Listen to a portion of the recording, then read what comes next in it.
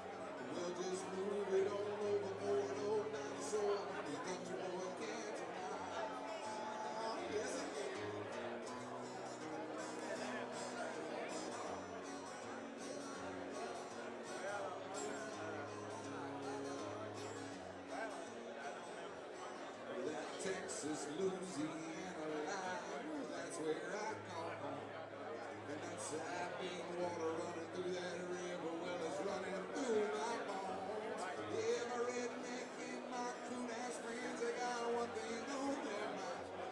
When we get stoned and sing all night long, we're gonna have a real big time.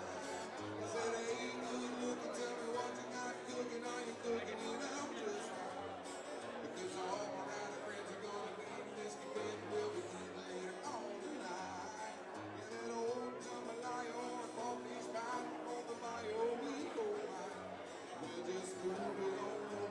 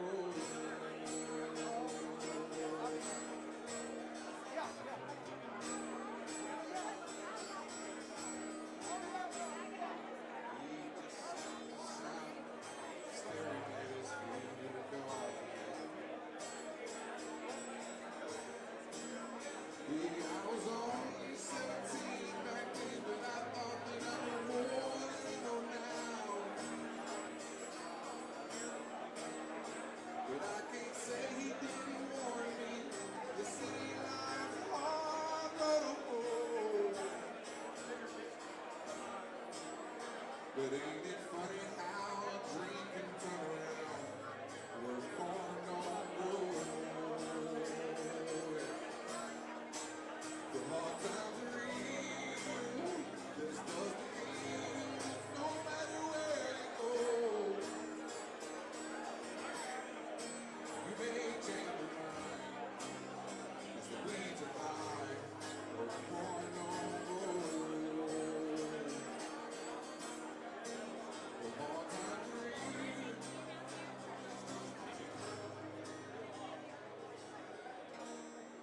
Good afternoon, everyone. It's a very, very great day in Beaumont, Texas. I'm Callas. Thank you for coming to our house party. Thank you, Frankie, for doing us at Madison's. Thank you to Chris Hance. Thank you to every employee here at Madison's. A big round of applause for these people.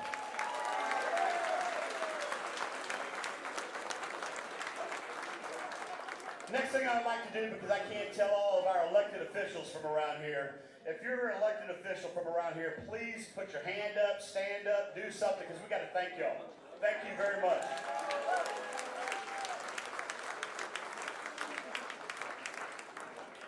All right, so how we're going to do this today, you know how when George Strait does his performance, he brings a lot of his friends?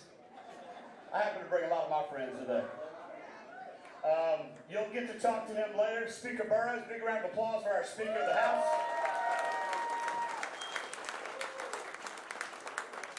Governor Abbott's on his way, but I don't want to stop the engagement because what I want to do is the military me, I got to get things moving because I would rather him be taking care and talking to y'all instead of sitting up here. Right now, I want to introduce you to somebody that I've known for a while, but more importantly, Brandon Creighton and I were very close. Very, very close. So close that he had a non-disclosure agreement when he knew he was going to be Chancellor of the great Texas Tech University. Go ahead. Yes, sir. Get your guns up. Yes, sir. But it was an honor and privilege whenever Brandon Creighton called me and says, hey, you need to speak highly and represent this guy. He's going to serve Senate District 4 very well. And so without further ado, I'm going to turn it over to one of the most powerful men that took care of a lot of bad people in this world, from child molesters to rapists to killers to you name it. Brett Ligon. Brett, here you go, sir. Big hand for Dr. Ray Callas. So why in the world would Jefferson County want to hear from a retired district attorney of Montgomery County? Why does Montgomery County care about Jefferson County? Why should Jefferson County care about what a retired district attorney thinks? Because crime and punishment is universal. Because border security is universal. Because property tax relief is part of public safety. As the district attorney in Montgomery County for the last 17 years, we knew that border security actually started at our county border. The border between Montgomery County and Harris County. Can I get an amen? Amen. The border between Jefferson County and Harris County and Chambers County needs to be a secured border. There is every sheriff in the state of Texas, and I have my sheriff friends here. If you're in law enforcement, let me see your hand raised. Thank you for your service. Thank you, Sheriff.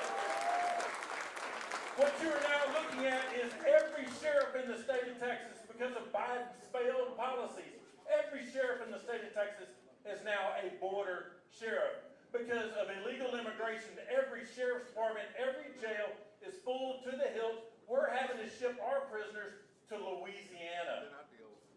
Ship them to Louisiana. Every sheriff is now having to make up for the lack of the federal government and the lack of security. And the District of Montgomery County knows border security. Under Operation Lone Star, your governor, my governor, Governor Greg Abbott sent me to the border to prosecute capital murder. Governor Abbott sent me to the border to prosecute human trafficking cases. So when Governor Abbott says he wants to secure those borders, he sends warriors. He sends warriors. Public safety. If people do not feel free, they do not feel safe. And we all know, as Texas goes, as Southeast Texas goes, the state of Texas goes. And everybody here is out to get, for one reason, get out the vote, because we all know, as the state of Texas goes, the United States goes.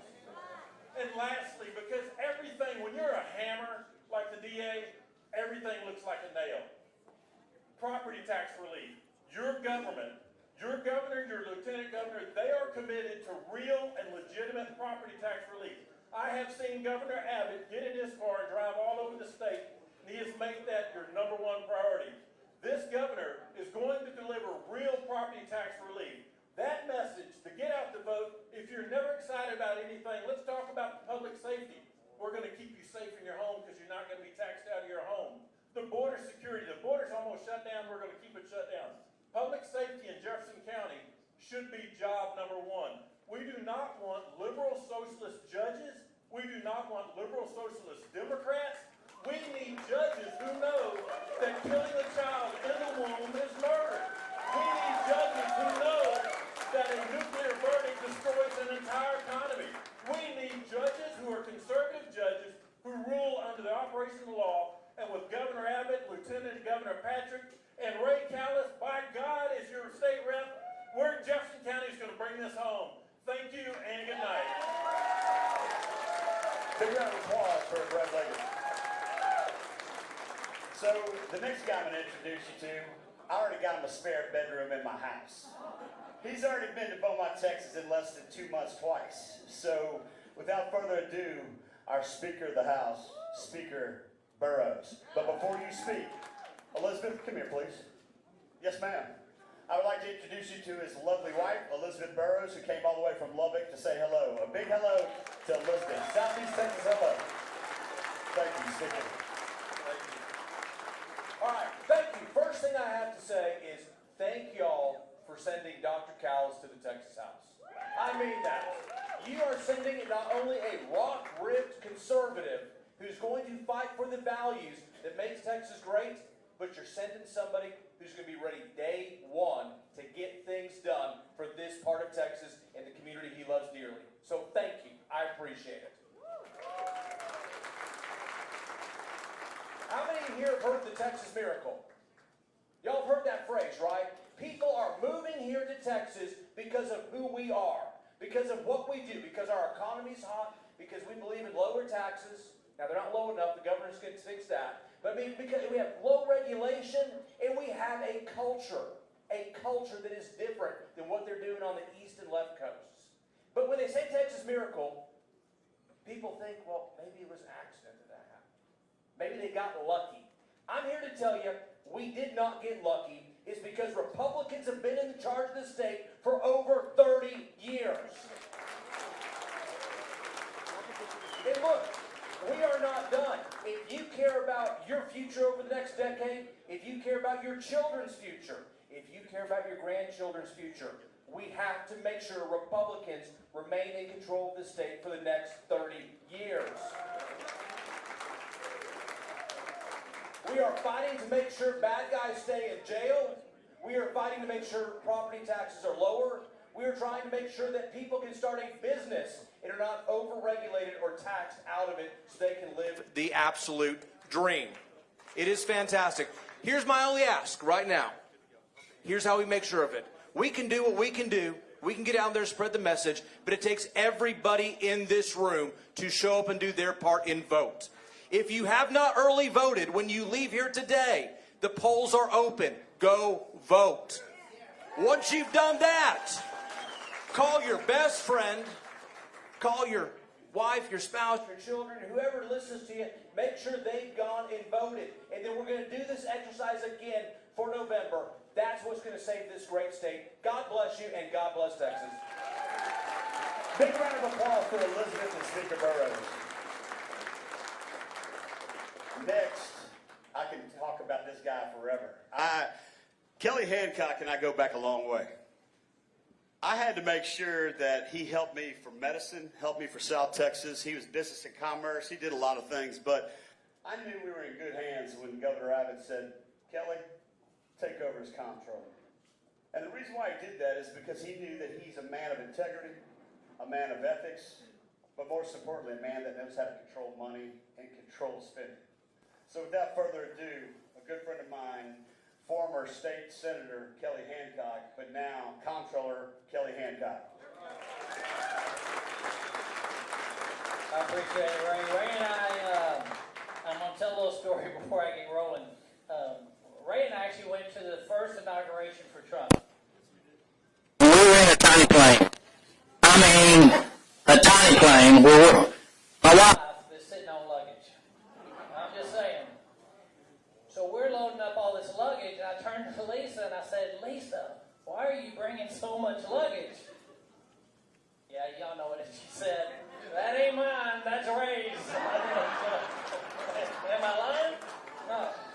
I am very, very, very honored that your governor, Governor Greg Abbott, my friend, gave me the honor of moving from the Senate to run in the Comptroller's office. You're Chief Financial Officer.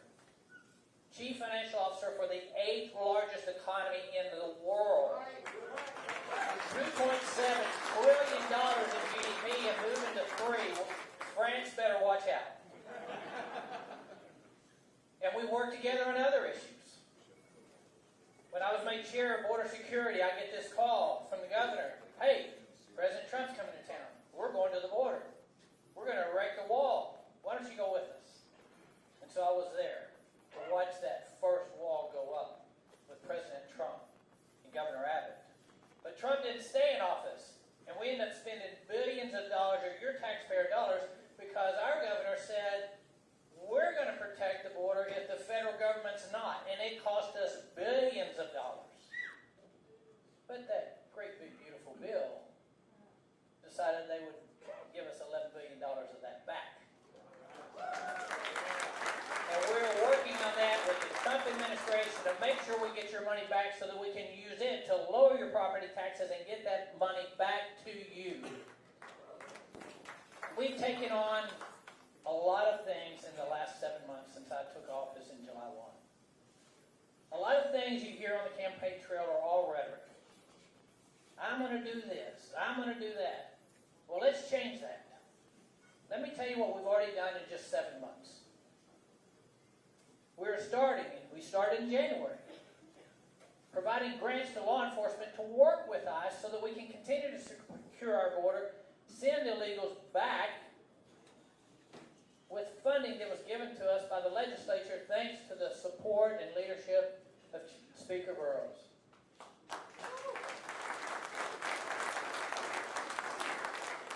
I got into the office, and just a few, maybe 2 months, Governor, you had said we're going to get rid of DEI, not just in education, but across government.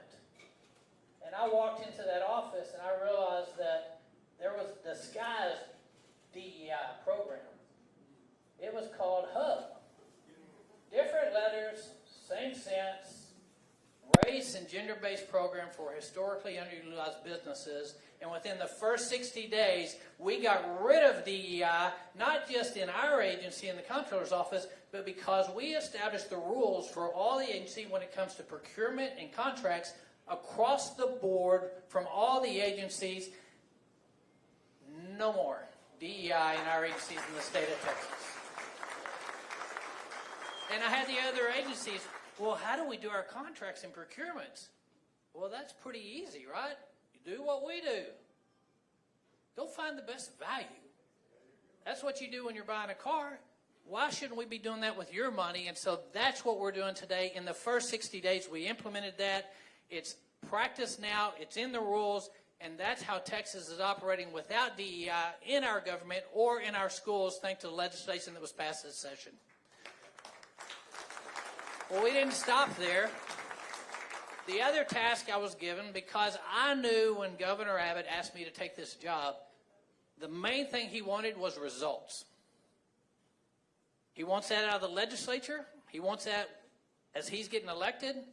He doesn't want to just talk about things. He wants to be able to come before you and tell you what we've done as a state. Part of that results was getting school choice, the largest educational freedom in the country. $1 billion, first time up. We launched that program. It started in September. The legislation did. We had to get that up and running where schools could register in December and students could register in February. Up and running. Well, how do we want to do it in Texas? Well, we want to set the example. Largest day one in the nation, 8,000 students in the first hour, 42,000 students in the first day. Just got information back. We're over 110,000 students, third largest program in the world. It took other states 12 years to get where we are on the initial rollout, and we have a month less. But guess what I ran into on that? We did some research. It might shock you. Not all schools and private schools in the state of Texas are American, loving, Christian worshiping schools in the state of Texas. And we ran across schools that were supporting foreign adversaries and terrorist organizations. Well, that's an easy decision, right? We made certain that your tax dollars don't go to a single entity that supports terrorism, supports foreign adversaries, and those dollars will never flow to those schools that do that. And we have the support of the Attorney General, and we're moving forward on that with the largest program startup in the nation ever, the template for the rest of the states, while at the same time making sure terrorist-loving organizations never see a dime of taxpayer dollars. That's what we've done in just 7 months. And we've all done it at business speed. I'm really just a business guy. Worked for a corporation, started my own business 20 years ago. And God's blessed it to the point that I can come and serve you at the state level. And my name's Kelly Hancock. I love my job. I'm so thankful that the governor asked me to do this. What I'm asking for you is 4 more years. I have this job till January. But I need to win this victory in March, and I need your help. It's Kelly Hancock, and I'd appreciate your vote. Thank you all very much. Hey, make sure you get out and vote for Kelly Hancock, please. Next is a gentleman that, if you want to talk agriculture and you want to talk American dream, you're talking about Nate Sheets. You're talking about a guy that started with one little honeycomb. One little honeycomb. It made us all love honey throughout the United States and probably the world. So without further ado, I want to introduce you to Nate Sheets, who is running for Ag Commissioner. I'm going to give you all the time.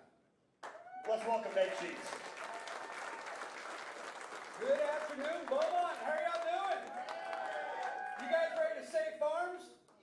You guys ready to clean up some food? Listen, I was down here in Beaumont about 2 weeks ago, went out and met with a rice farmer. And he took me around his rice farm, and at the end he said, you know what, Nathan? I just sold my rice crop for 40% less than it actually cost me to make it. He said, it happened last year, and it's probably going to happen again next when I was on a board call with the Farm Bureau, Texas Farm Bureau, when they were considering endorsing me, one of the board members said, Nathan, come down to Beaumont now because the rice farmers can't wait for you to be in January of 2027 because they're all dying. Anybody in here in agriculture? Anybody farmers in here? Let's see. Thank y'all. Thank you. Am I telling the truth? Anybody eat food today? Here's the biggest question. Anybody think that the food we eat is impacting our health? Yeah. Absolutely. You know, because of that farmer in that situation, farmers can't afford to be in business right now. In 1980, a farmer made 40 cents of every $1 food. 40 cents, that was the revenue. Today, it's 15 cents. Now, I don't know about y'all, but who wants to be in a career that you're making 60% less 40 years into your career? Yet at the same time, their input costs have gone up 300%. That's why we lost 68 farms this week, and last week, and the week before, and all the way back in 2018. We've lost 18,000 farms in Texas. That's 1,000 acres a week. We have got to do something differently. And the impact of agriculture in America is also being manipulated by the pursuit of cheap calories. That's what we've been trying to do for 40 or 50 years. Create cheap calories for Americans. And the impact of that in our health is 70% of all Americans have one chronic disease or more. You know, our kids, 78% of them, 18 to 25, can't even serve in the military because of their health. That's a national security issue. Right. And we also spend $4 trillion a year treating symptoms of diseases related to the food that we eat. So in our pursuit of cheap calories, we're paying for it. We're just paying for it in the back end and healthcare costs, but more importantly, in quality of life. And we have to do things differently in Texas, and we can. I did start with one beehive, not bee-comb. Comb, yeah. Started with one beehive in my backyard, turned it into Nature Nate's, the largest honey company in America. We sell in about 30,000 stores across America. We'll bottle 100 million pounds of honey this year, 120,000 beehives. So we know how to focus and drive revenue. Because a farmer's issue is they have revenue. But I also cleaned up all the honey. We tested for herbicides, fungicides, pesticides, corn syrup, rice syrup. And because of that, we became the #1 brand, and we had, you know, the cleanest, best tasting, most healthy honey on the shelf. Now we want to come alongside farmers and ranchers. We took the food pyramid before, which is all processed foods, and Bobby Kennedy and Brooke Rollins, God bless them, turned that thing upside down, and everything that comes off that food pyramid today comes right off a farm, comes right off a ranch. It's the golden age of agriculture in front of us. But unfortunately, agriculture is in the worst place, being left by my predecessor, soon-to-be predecessor. As we get him out. But you know what? Everybody knows we need a change. That's why our governor has endorsed me for the Texas Agriculture Commissioner. Thank you, Governor Greg Abbott. That's why Commissioner Don Buckingham has endorsed me. That's why Senator Charles Perry, the chairman of the Senate Ag Committee, has endorsed me. But also the Texas Farm Bureau, the Texas Cattle Raisers, the Texas Cattle Feeders, the Forestry Association, since we're over here in East Texas, God bless you guys. Because everybody knows we have to change the trajectory of agriculture in the great state of Texas. If you think about the map of Texas, it's red all over, except for Dallas, Houston, San Antonio, Austin, and El Paso. Right. All of that red is what? Rural farmland. We get rid of the farmers. It's more than just a threat to our economy. It's more of a threat to our food. It's a political threat to the future of Texas. And that's why I'm running to be your next Texas Agriculture Commissioner. I need you to partner with us. This guy's going to be hard to get out, but with you, we can get him out. So Nate Sheets for Texas Agriculture Commissioner. Big round of applause for Nate Sheets. Next, I don't even really need to introduce him. What we did is we got him a citizenship for Jefferson County. He's been here 4 times in the last 11 months. The only thing that I'll tell you that I shouldn't have done is wore this Aggie shirt, because as soon as he saw me, he goes, "You wore the wrong shirt."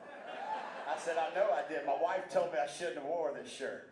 But all kidding aside, one hell of a great man. Amen. one hell of a friend. One hell of a man that understands Southeast Texas. He understands school choice. He understands the waterway. He understands the petrochemical company. He understands school choice. He understands the trade schools. But more importantly, he cares about all Texans. Without further ado, I want to introduce my friend, my buddy, Governor Greg Abbott.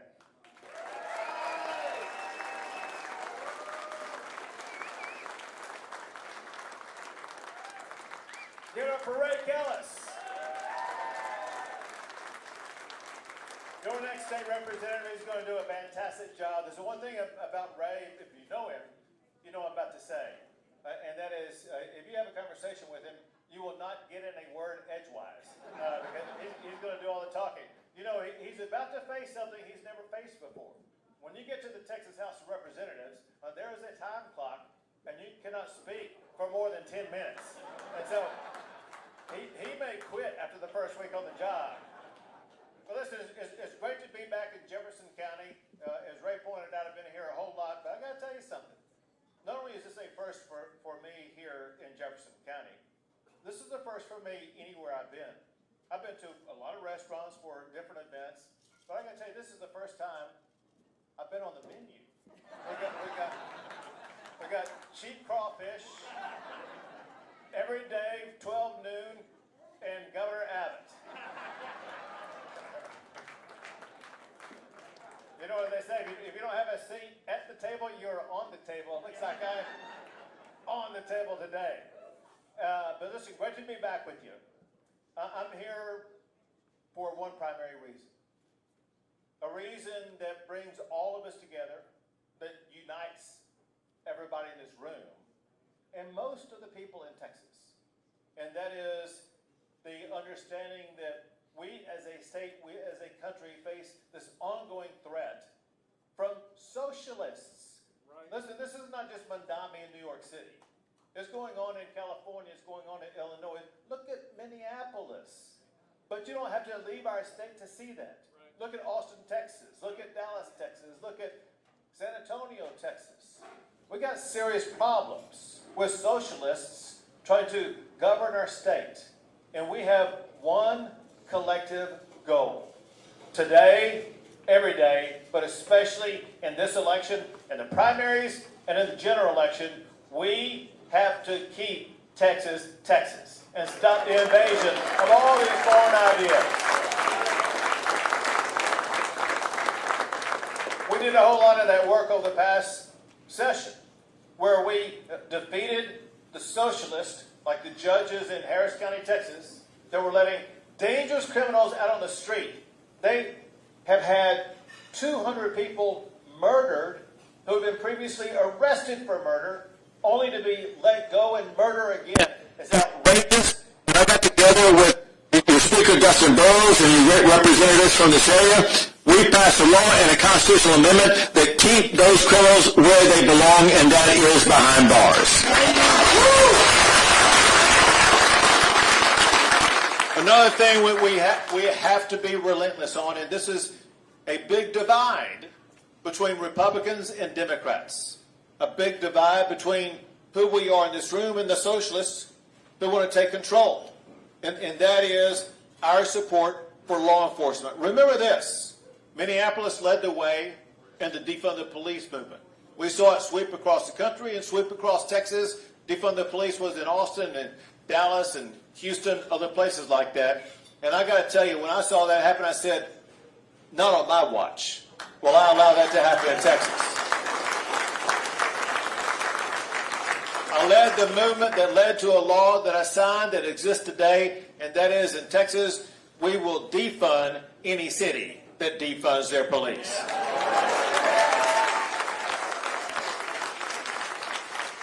Because in Texas, we support our law enforcement officers, period. But listen, we've also fought against protecting against foreign adversaries. We got together this past session and passed the strongest law in the United States of America that bans foreign adversaries like China from buying land in the state of Texas.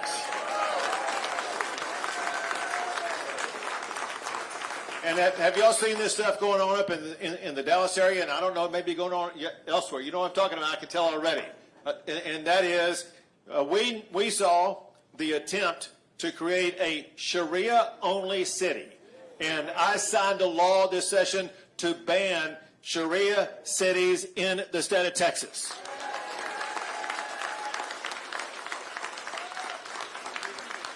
I also designated both the Muslim Brotherhood and CARE as foreign terrorist organizations, disallowing them from doing business in our state. Just a couple of other things. I want to make one thing clear. Kelly Hancock did a great job, and what a great comptroller Kelly Hancock is. Great job. He talked about what we have done on the border, but I don't want you all leaving here thinking that we are done yet.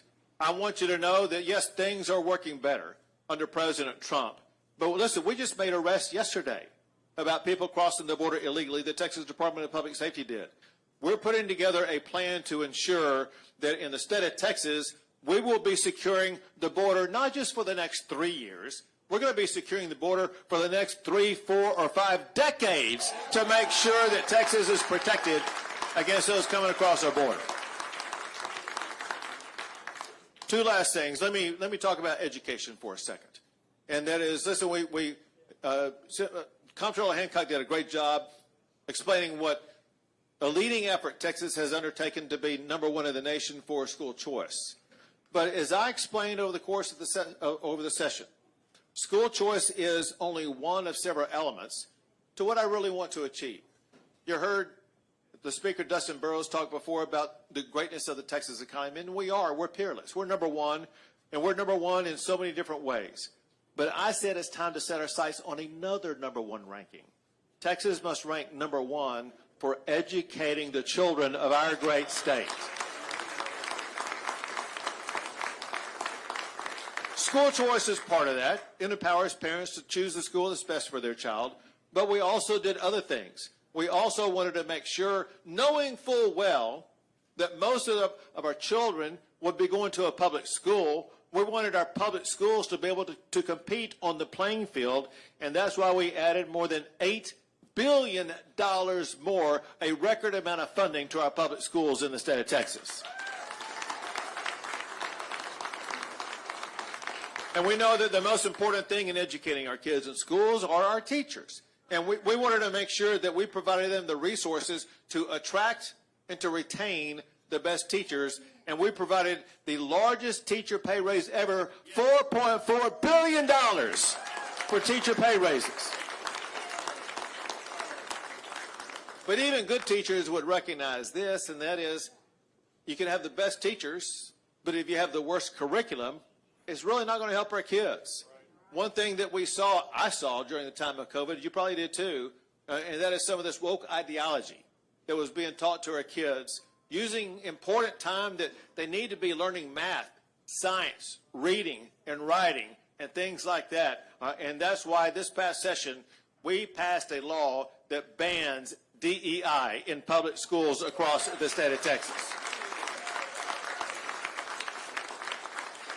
And listen, we also banned boys from participating against girls in sports in the state of Texas.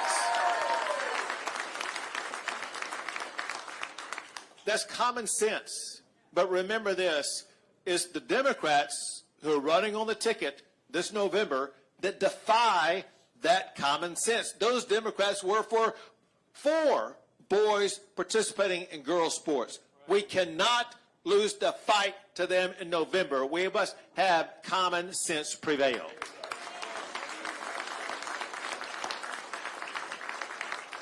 One last thing about common sense, and that is we have to go back to the Capitol and ensure every man, woman, and child will be able to afford to live in their own home and not be forced out by skyrocketing property taxes.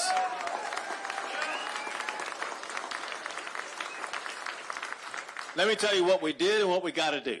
What we did this past session, we just increased your homestead exemption, exempting the first $140,000 valuation of your house from school district property taxes, making it more affordable for you to stay there.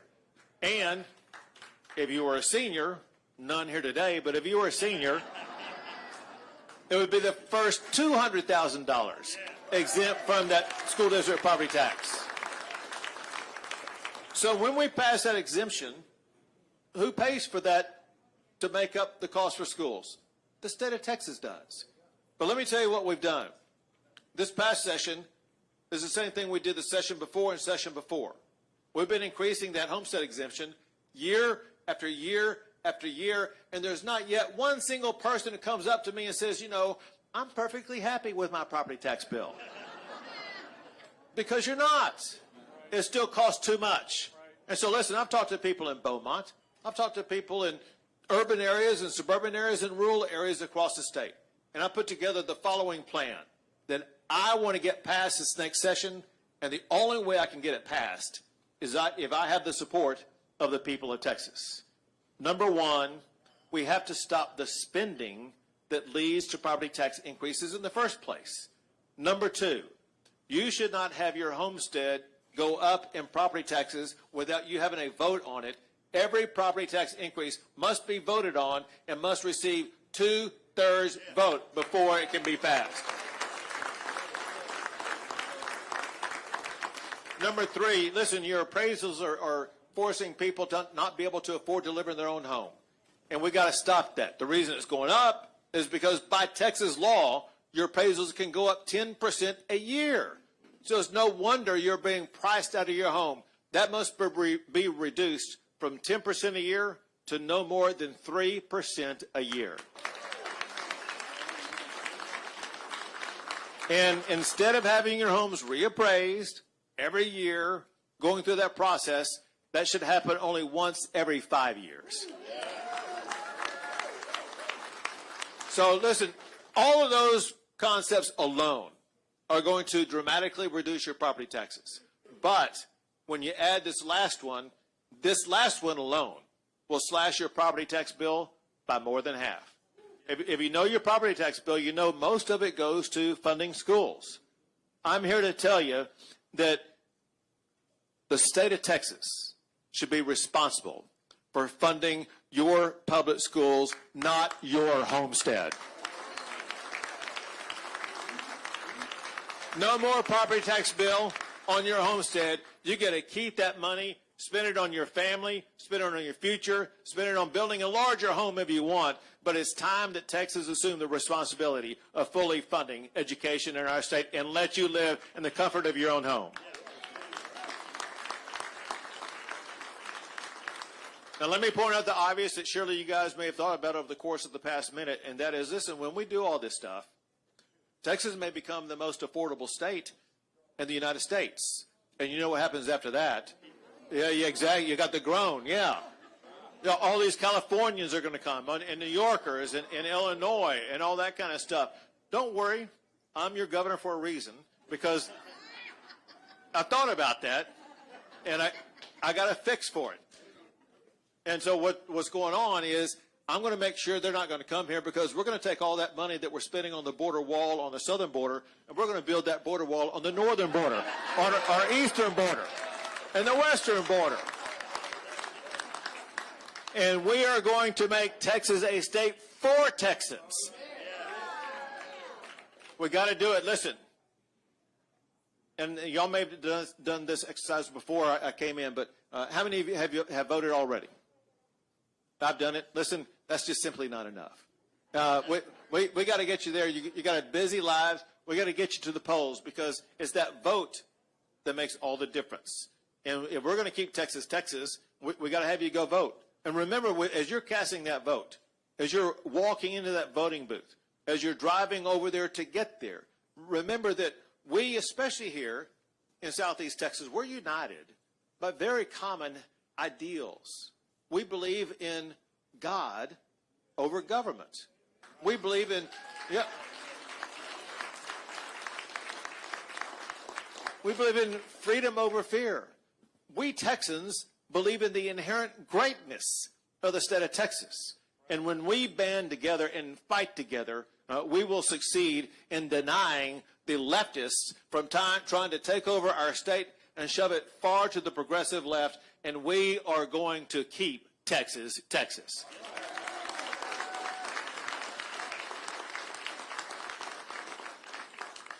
I got an assignment for everybody here. So here's the deal. For one, you're such a great crowd. I'm going to stay here and take a picture with everyone who wants a picture. And then only if you promise you'll leave here and you'll go vote. I brought the receipts with me. So we got two locations that are only a tiny bit more than 2 miles away. You got Rogers Park Community Center. You know where that is. And you got, I don't know if this is that or not. That's the same address. 6540 Gladys Avenue. All right, so here's the deal. It's 2.3 miles away. I'm telling you for a fact, especially with as flat as the land is around here, I could roll down there in 5 or 10 minutes. And if I can get there in 5 or 10 minutes, I know that you can get there in 5 or 10 minutes also. Long before the polls close, let's take a photo. Then you go vote. You get your vote cast, and then go enjoy the rest of your evening and the rest of your future, knowing you've done your part to keep Texas, Texas. Thank you all. God bless you all, and God bless our great state.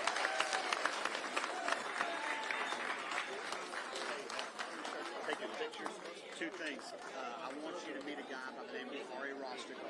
He's got big-time property in Austin on Thank you. All right. The photo line will begin on this side. Please make your way to this side of the building. If you can take a step back. Photo lines can be right here. Right here, please. Have your cell phones out and ready to go. If you're on that side, you need to come to this side. We're going to be on this side of the room, please. We'll make this very quick. You're good. You can stay there. Can I hand that off to you to put on the bar somewhere?